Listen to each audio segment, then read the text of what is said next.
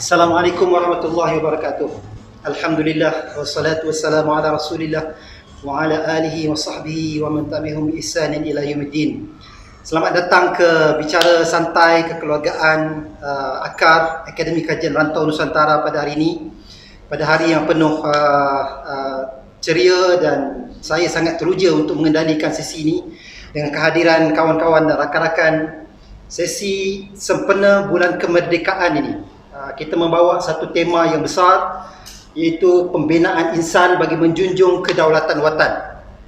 Akar yang seperti mana kita maklum mendukung aspirasi untuk membangkitkan sejarah, budaya dan peradaban bangsa watan alam Melayu Nusantara ini. Dan khusus dalam era ini, Akar sedang mengambil peranan dan inisiatif untuk mengangkat tema kedaulatan watan dan menggerakkan gagasan kerangka kedaulatan watan ini dalam versi anak muda dan bahasa yang lebih mudah untuk difahami. Dan Alhamdulillah pada hari ini kita membawakan dan kita tampilkan tetamu kita, Tuan Haji Razali bin Daud, Setiausaha Kerukunan Ulama Nusantara KUN. Dalam keluarga dan kekeluargaan ini kita lebih mesra dan kita panggil sebagai Aki Razali. Jadi saya akan address dan panggil Aki dalam sesi ini. Dan inilah insya-Allah kita akan sama-sama manfaatkan sesi yang santai sambil kita ngopi-ngopi ya, ngetih ini. Dan insya-Allah ya. Okey. Boleh. Okay, alhamdulillah. So kita akan bermula dengan kedaulatan watan itu. Pembicaraan kedaulatan watan, kita nak tahu makna, tarif, definisi kedaulatan watan ini. Walaupun sebenarnya istilah ini barangkali bagi generasi dan anak-anak muda ni istilah baru, first time dengar kedaulatan watan. Tapi pada hakikatnya realiti benda ni dah berada dan terkandung dalam sejarah peradaban alam Melayu Nusantara itu. Jadi mungkin kita bermula di situ, Aki. Apakah maknanya kedaulatan watan? Bismillahirrahmanirrahim. Alhamdulillah, syukur kepada Allah Ta'ala. Selawat serta salam ke atas baginda Rasulullah sallallahu alaihi wasallam. Allahumma salli ala Sayyidina Muhammad wa ala ali Sayyidina Muhammad. Cik Khalid, Tuan Moderator. Jadi saya kira terlebih dahulu untuk membicarakan tentang kedaulatan watan, rasanya lebih dahulu kita mengucapkan penghargaan dan terima kasih kepada para leluhur di tanah air kita, daripada kalangan ulama, para guru, para sultan, para pejuang, sehinggalah maknanya kita dapat merasakan nikmat keamanan berada di tanah air ini, di watan ini. Jadi begitu juga kita mengucapkan penghargaan dan terima kasih kepada para guru-guru, khususnya guru-guru kami yang telah mengasuh agar timbul kesedaran tentang kenegaraan, dan guru-guru yang telah memberikan kupasan tunjuk ajar berkaitan dengan kedaulatan watan. Jadi kami ucapkan berbanyak terima kasih di atas kesedaran yang telah ditanam pada kami. Dan saya kira mungkin tidak dapat sebutkan satu persatu lah namanya, para guru tersebut, dengan tidak mengurangi hormat dan takzim kepada semuanya.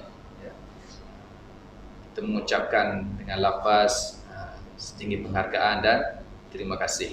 Itu adab kita, orang Melayu yang sudah ditanam, diasuh oleh orang tua-tua kita yang mengambil pelajaran itu daripada para guru-guru, para ulama.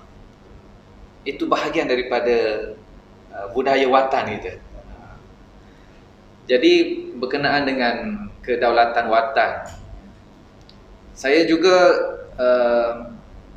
tidak mahu untuk membicarakan hal ini dalam konteks ilmiah, secara akademis, kerana kita meyakini bahawa di luar sana ramai pakar-pakar yang sesuai untuk dirujuk secara lebih jelas, lebih detail, khususnya di kalangan akademik, antaranya Datuk Dr. Wan Fauzi, Profesor Dr. Syam Rahayu. Itu antara tokoh-tokoh yang kita sebut satu dua nama lah. Ramai lagi di luar sana. Jadi kita ini hanya mengutip bahagian kepahaman yang telah kita dapatkan. Kita nak hadam, kita nak cerna, kita nak proses dan kita nak sampaikan. Itu yang penting. Ya, sampaikan kepahaman, kesedaran itu khususnya pada generasi muda. Agar apa yang telah diperjuangkan oleh leluhur kita dahulu dan sampailah kepada sekarang ini dapat disambung dengan baik oleh generasi, khususnya anak-anak muda sehinggalah ke depan nanti. Mukadimah dulu ya. Itu banyak masa ni kan? Ya, betul.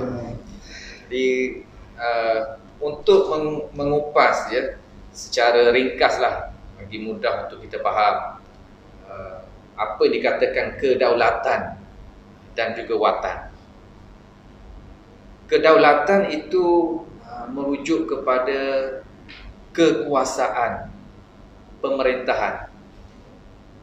Kekuasaan pemerintahan yang asalnya itu adalah milik siapa? Kekuasaan pemerintahan itu asalnya adalah milik Allah Subhanahu wa taala. Itu dinyatakan dalam surah Al-Imran ayat 26. Ini ada kalangan ustaz-ustaz kita ni dia hafal ayat-ayat, boleh faham, nanti boleh tolong syarahkan ya, kepada teman-teman, kawan-kawan kita. Dalam surah Al-Imran ayat 26, sedikit saya sebut terjemahannya. Allah dialah yang memiliki kekuasaan dan dia memberikan kekuasaan pemerintahan atau kerajaan itu kepada siapa yang dikehendaki dan mencabut kuasa itu daripada siapa yang dikehendaki. Itu kuasa Allah. Jadi balik kepada soal kedaulatan. Kuasa pemerintahan kenegaraan itu disebut dalam konteks kedaulatan adalah milik Allah. Kalau kuasa merintah dalam rumah tangga kita tak sebut daulat, Cik Khalid ya. Suami berdaulat kita tak sebutlah begitu ya. Bila sebut kedaulatan ini dia lebih merujuk kepada soal kenegaraan, kuasa memerintah negara. Jadi pertamanya kita tahu sumbernya itu iaitu milik Allah. Kemudian Allah mengamanahkan kepada para rasul, para nabi. Khususnya kalau kita lihat dalam sejarah kerasulan, ada rasul-rasul yang sebelumnya yang menerima amanah itu. Sehinggalah sampai kepada baginda Rasulullah sallallahu alaihi wasallam menerima amanah kedaulatan itu juga. Dan kemudiannya baginda mengamanahkan pula, disambung pula amanah itu oleh Khulafaur Rasyidin ya. Sayyidina Abu Bakar As-Siddiq, Sayyidina Umar Al-Khattab, Sayyidina Utsman, Sayyidina Ali karramallahu wajhah radhiyallahu anhum ajma'in. Kemudian disambung pula ya oleh para sahabat, sehinggalah secara ringkasnya sambungan rantaian itu sampai kepada kesultanan di alam Melayu. Itu warisan ya. Mereka yang berpegang bahawa itu kekuasaan atau kedaulatan itu adalah amanah daripada Allah, disambung sampailah dipegang oleh kesultanan di alam Melayu ini. Itu perkara itu sampailah kepada zaman kita sekarang ini. Sebab itu termaktub dalam perlembagaan persekutuan itu sendiri. Ya, misalnya yang di Pertuan Agong sebagai ketua utama atau kepala utama negara Persekutuan Tanah Melayu ini ya, itu dalam sumpahnya ya, dalam pertabalan untuk mengangkat sumpah ditabalkan sebagai yang di Pertuan Agong itu dengan kalimah apa? Wallahi wa billahi wa tallahi. Itu suatu peristiharan bahawa baginda menerima sambungan amanah tersebut. Itu asas yang dikatakan sebagai kedaulatan. Kemudian yang dikatakan watan. Watan adalah, kalau bahasa mudah, kalau kita tengok kamus Dewan pun dia terjemah sebagai tanah air. Tetapi dalam konteks ini kita tidak hanya membicarakan tentang fizikal tanah air itu, tapi kita membicarakan apa yang telah berakar umbi di tanah air itu. Dari sudut pemikirannya, budayanya, peradabannya, ya, keagamaannya, aliran keagamaannya, ya, yang sudah berakar umbi di tanah air itu kita sebutkan sebagai watan.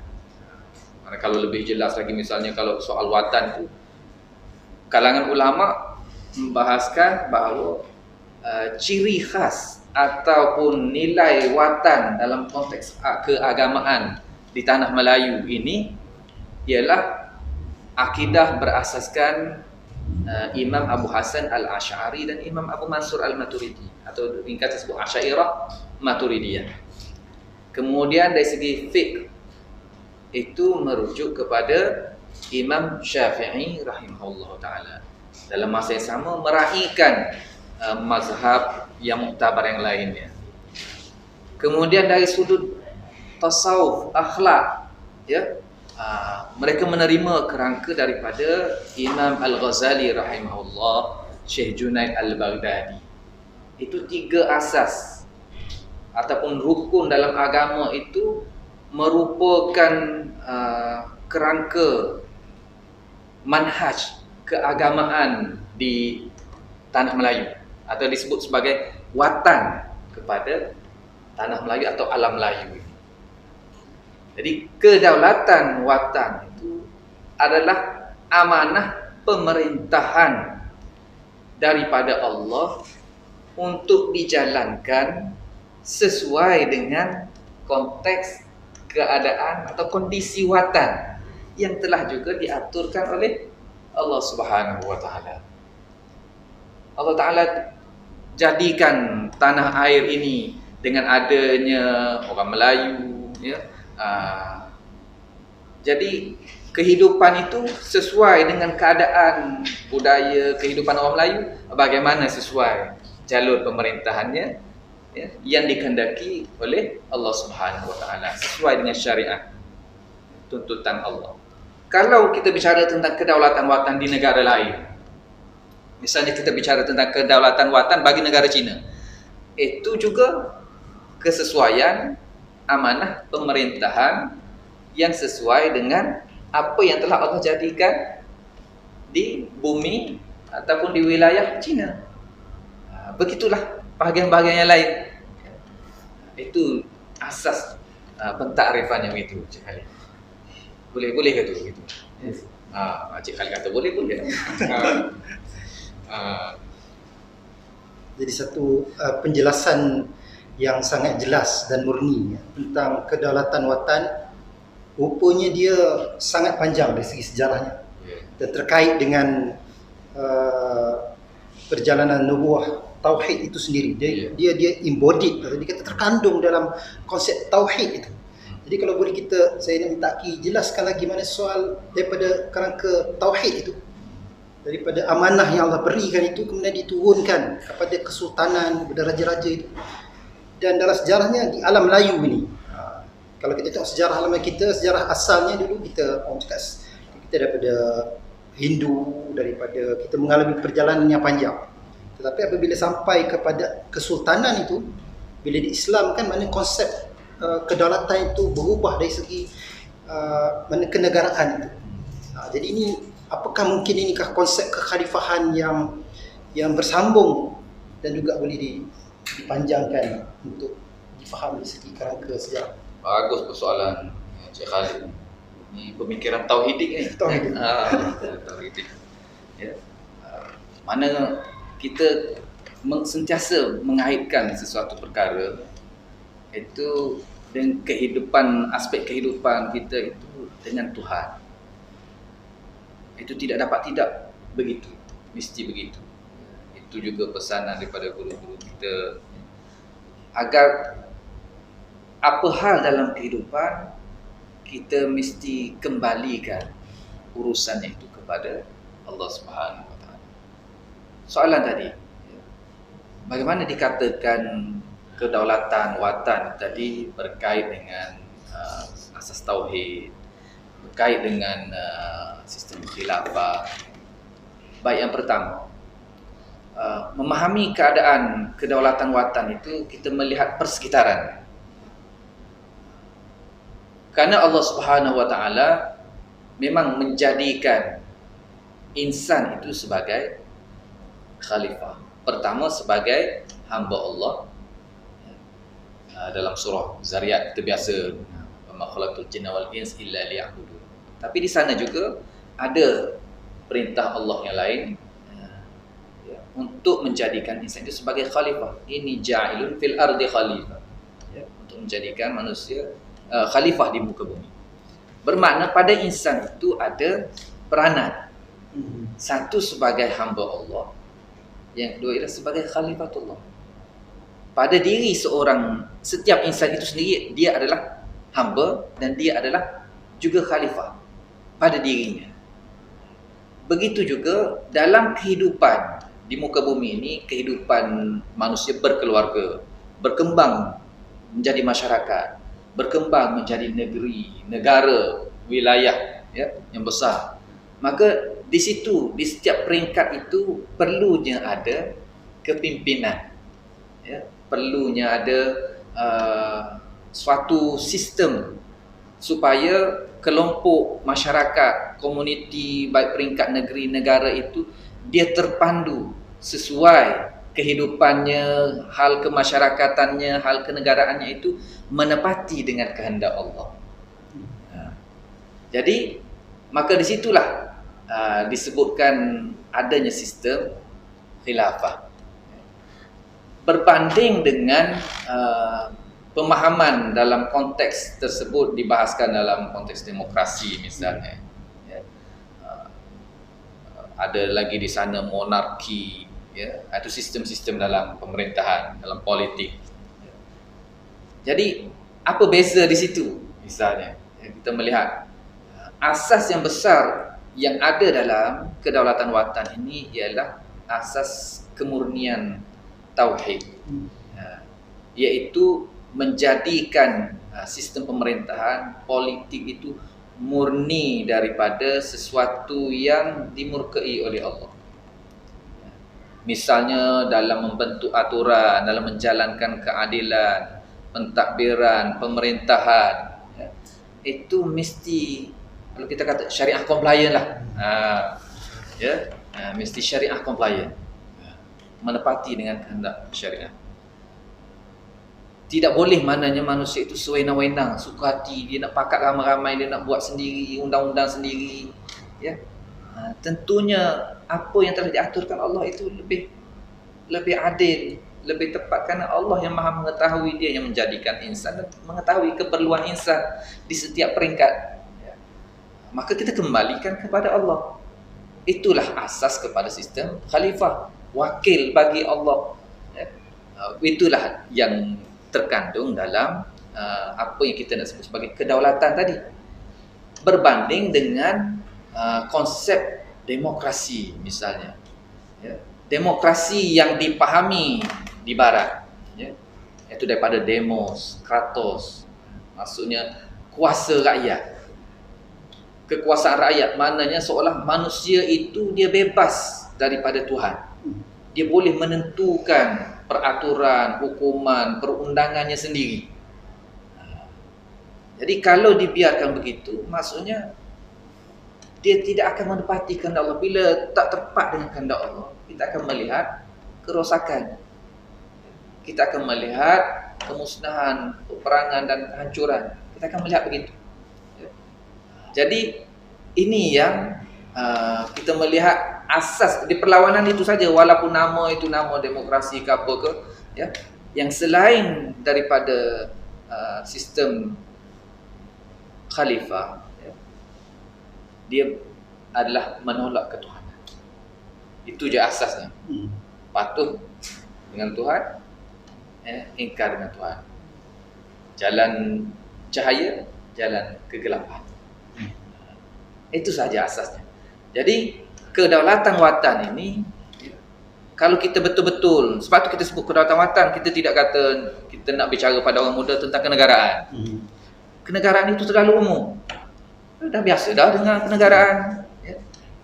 Warga negara. Ya. Tapi bila dilontarkan tentang kedaulatan watan, kita mengharapkan lontaran itu dia macam kalau orang sebut apa, catchy lah, ya. Bila dilontar, apa ni? Kedaulatan watan apa? Macam tadi lah tanya kan, yang tahunya wataniah adalah, askar wataniah, ya. Jadi bila dilontarkan begitu, ianya nak menceritakan adanya struktur, adanya sistem dalam pemerintahan. Struktur bagaimana, sistemnya bagaimana yang menepati dengan kehendak Allah. Kita nak kembalikan ke situ balik.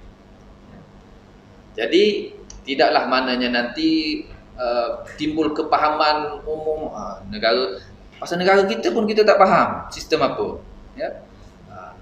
Jadi yang kita nak bicarakan ini betul macam Cik Khalid sebut tadi. Ini bukan perkara baru sebenarnya, ya. Bukanlah maknanya tak ada ke ni reka mana pula ni, teori mana pula ni kan. Bukan teori baru, ya. Tetapi apa yang sudah ada itu terpendam dalam pengetahuan umum, terpendam oleh kealpaan pemikiran, ia terpendam oleh cerita-cerita sensasi yang lain. Kita banyak tertarik kepada cerita Korea, ya, kita banyak tertarik kepada yang lain daripada soal apa yang sebenarnya terkandung dalam negara kita, dalam perlembagaan persekutuan, dalam struktur pemerintahan yang ada. Itu sebenarnya kita nak cerita itu saja, bukan satu teori baru. Jadi kedaulatan watan adalah maknanya nak menyedarkan kembali, ya, apa yang sebenarnya terpendam, ya, dalam struktur dan sistem pemerintahan negara kita, supaya lebih jelas, ya, dan tidak timbul salah tanggapan, salah persepsi kita terhadap negara. Bahaya salah persepsi kan. Kalau kita menganggap contohnya negara kita demokrasi, ini realiti. Ada yang menganggap negara kita ni ini dibentuk oleh British, negara kafir. Jadi dia telah membentuk satu sikap, yang boleh jadi ekstremis, kan? Dia boleh jadi maknanya satu sikap yang seolah dia membenci negara, ya, atau dia menjauhi sistem politik yang ada. Itu akan menimbulkan kesan-kesan yang tidak baik bila salah persepsi terhadap sistem kenegaraan kita itu sendiri. Boleh gitu, ya? Kalau kita tengok kedaulatan watan itu sendiri, dia bukanlah satu yang baru kita sebut, dan tidak terpisah dengan realiti sistem kenegaraan hari ini. Soal demokrasi dia dibicara bersama dan terkandung dalam perbicaraan itu. Cuma apa yang kita sebut tadi, soal salah faham ataupun persepsi yang akhirnya menimbulkan kuasa sebenar tu adalah kuasa rakyat. Rakyat yang akan menentukan pergerakan rakyat. Jadi itu kita simpan soalan-soalan yang kecil-kecil ni lah. Kita ada 3 sesi lagi. Saya memang nak simpan soalan-soalan keramat ni di hujung nanti, tentang kuasa rakyat, demokrasi, macam mana monarki dan sebagainya. Kita santai-santai je dalam live hari ini. Cuma saya nak balik kepada satu lagi soal terakhir dalam fasa pertama ini, tentang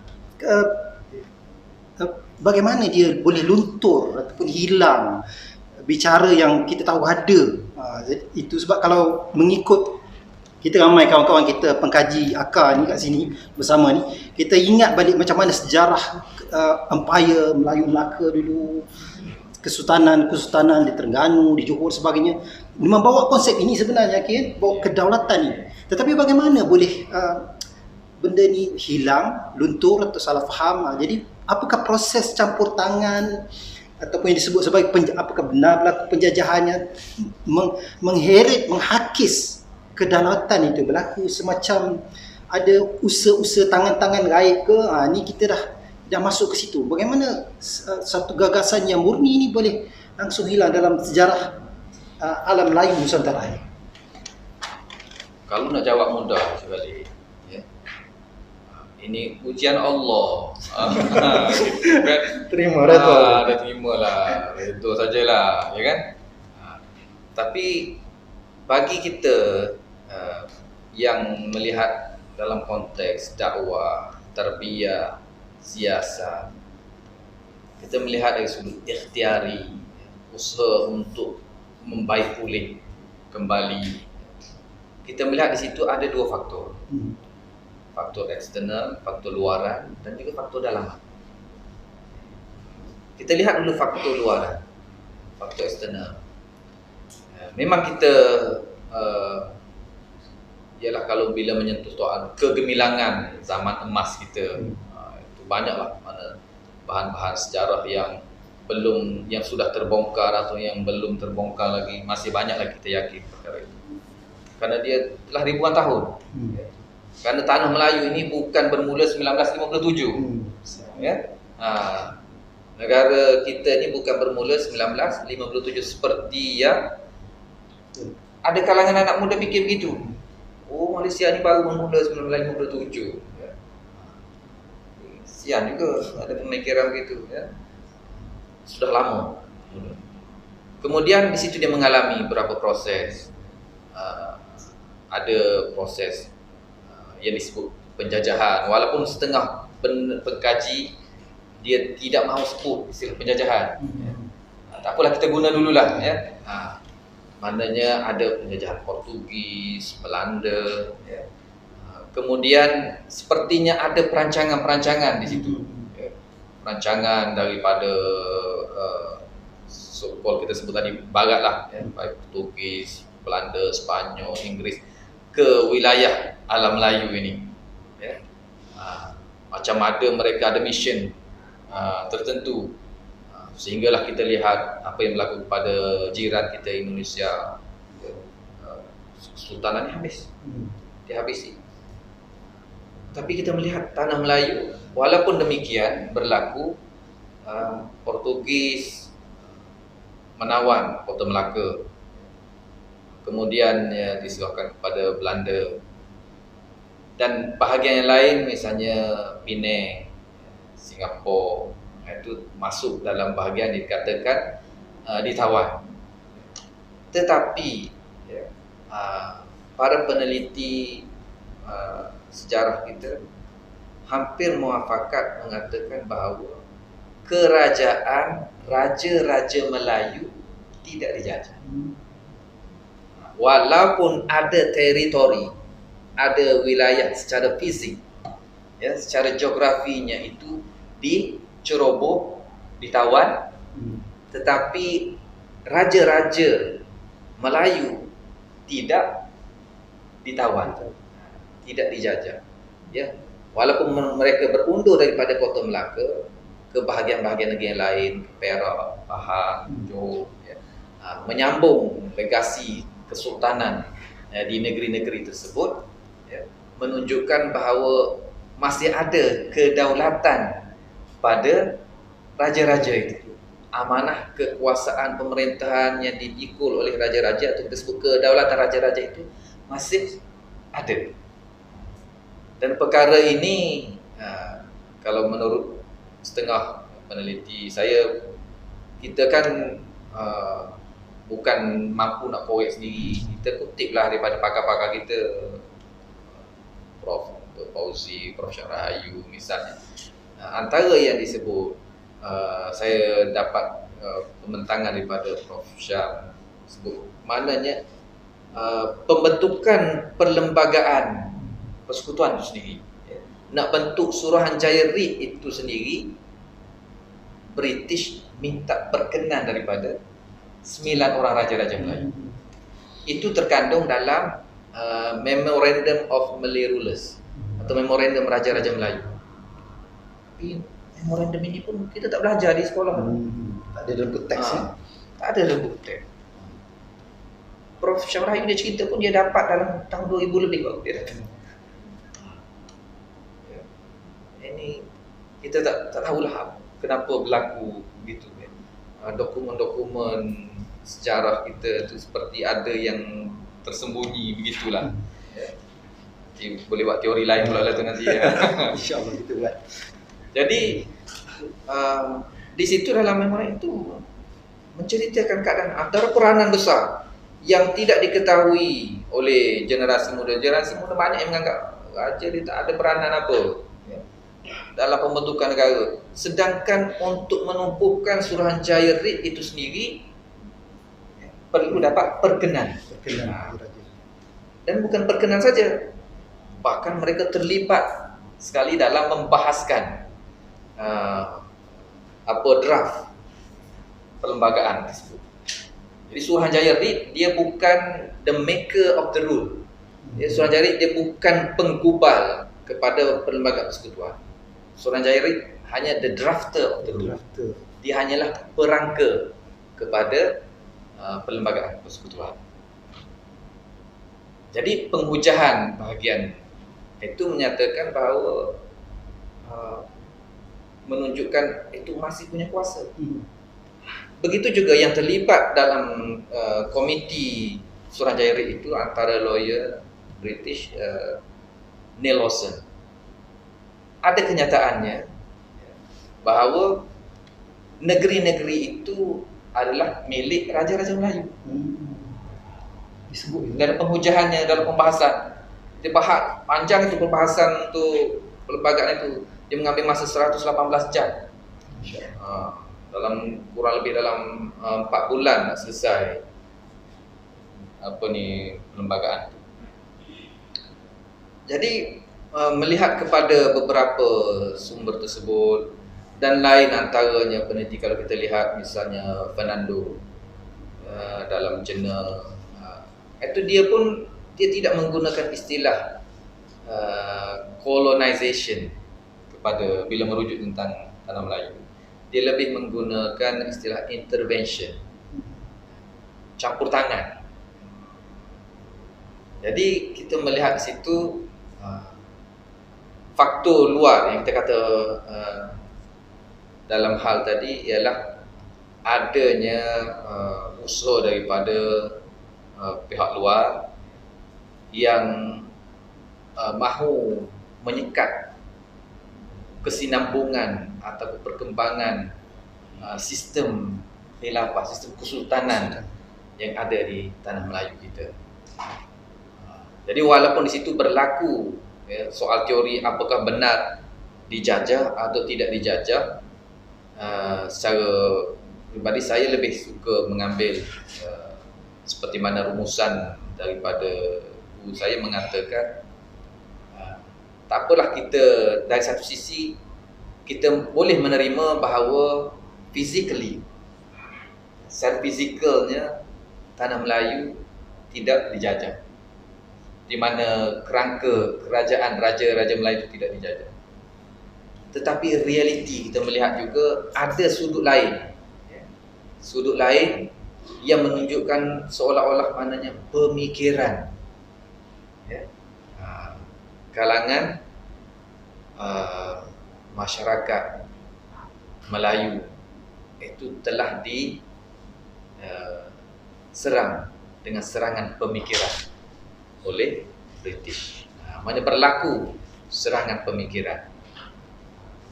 Jadi berada dalam keadaan tengah-tengah ini. Kata dijajah tidak sepenuhnya, tetapi ada bahagian yang kita dijajah bentuk pemikiran sehingga berlaku. Ini yang saya sebutkan sebagai yang dikatakan faktor dalaman juga. Faktor dalaman maknanya orang Melayu ni dia dikenali dengan kesopanannya itu. Dia tidak maknanya tidak suka mana nak menentang. Ini peneliti-peneliti British menganggap begitu. Maknanya dia melihat orang Melayu ni tidak mudahlah mana untuk dia melenting, nak mengamuk tak tentu hala itu. Itu daripada dulu begitu. Tetapi bila sampai keadaannya yang betul-betul mendesak, itu baru dia bangkit. Okey. Macam lambat panas lah begitu. Dia lambat, dia nak bangkit tu lambat. Tapi kalau dia dah bangkit, itu dia akan menghadapi. Jadi dua keadaan ini kita melihat menyebabkan kesinambungan kedaulatan watan daripada dulu seperti sudah terputus. Menyebabkan berlakunya persepsi, dua persepsi. Kalau dalam istilah buku aman lah, penundangan disebut, satunya istilah continue, satunya istilah dikotomi. Istilah continue maksudnya ada yang melihat dari sudut kesinambungan, mana tidak putus. Kegemilangan sejarah itu bersambung terus, tidak putus. Cuma berubah, ya, mengalami perubahan dalam konteks masa, ya, mengalami perubahan kontemporari. Jadi perubahan itu dialami. Ada satu sisi lagi yang melihat secara dikotomi, seolah terputus. Okey, kita sudah habis. Maknanya kegemilangan secara sistem struktur yang ada sebelumnya sudah tamat. Bermula dengan sistem baru. 1957 itu sudah mula sistem baru. Jadi sistem baru juga bila sudah sistem baru bermula, maka dia juga melihat dengan tafsiran baru. Jadi ini yang berlaku. Satu faktor luaran, satu faktor dalaman. Kesediaan masyarakat kita untuk menerima, menghadapi tekanan, perubahan daripada kuasa-kuasa asing. Itu yang menyebabkan keadaan kita melihat seperti dia kurang lancar lah, ya. Walaupun kerangka itu masih ada. Apa yang Aki boleh katakan, walaupun kita mengalami dua keadaan itu, cabaran itu, kita melihat secara realitinya kerangka itu masih ada, struktur masih ada, sistem masih ada. Tinggal lagi isi di dalam struktur ataupun peribadi mereka yang berada dalam sistem untuk menjalankan sistem itu. Ini yang perlu diperbaiki, ya. Perlu ditingkatkan kewibawaannya, kebijaksanaannya. Ini yang perlu diperbaiki. Boleh? Ya, jadi terhimbau kita jadi mendengar hujah-hujah. Kita dah masuk ni kalam-kalam bahasa-bahasa perundangan ini. Selepas ni kita akan bongkar, kita akan bicara lagi tentang separation of power, pemisahan kuasa, contohnya rule of law dalam perlembagaan. Walaupun nanti kita sesi akar ini kita akan bawa perbicaraannya tokoh-tokoh yang relevan dan memang dalam bidangnya. Seperti kita akan bawa insyaAllah Datuk Dr. Wan Fauzi akan berbicara, insyaAllah kita mudah-mudahan doakan akan dapat bersama dalam sesi yang begini dalam next talk, bicara yang kedua, juga dengan Bonda Tun Suzana yang akan bersama juga dalam bicara yang seterusnya, ya, insyaAllah dalam minggu depan, just stay tune bahasanya lah, kan, kawan-kawan kita ni. Dan saya nak imbau balik sebab kita akan masuk sesi tafasar kedua nanti. Okay. Saya boleh rumuskan dulu dalam sesi ini bahawa kedaulatan watan itu sebenarnya tak terputus, ya, berkesinambungan. Dia ada bawa soal sejarah dan kita bicara soal sejarah saja, soal peradaban saja. Bahkan rupa-rupanya kedaulatan watan itu sebenarnya ada dalam realiti hari ini. Bahkan masuk, kalau kita bicara sebelumnya, termasuk dalam perlembagaan kenegaraan itu sendiri. Jadi ini satu benda yang baru, yang menarik nak kita bongkarkan lagi. Dan kita tengok macam mana rakyat bangkit mempertahankan kedaulatan raja-raja itu, kedaulatan watan itu bangkit pada masa Malayan Union. Rakyat yang bangkit mempertahankan sultan. Jadi itu satu senario yang menarik. Jadi kita akan berhenti di sini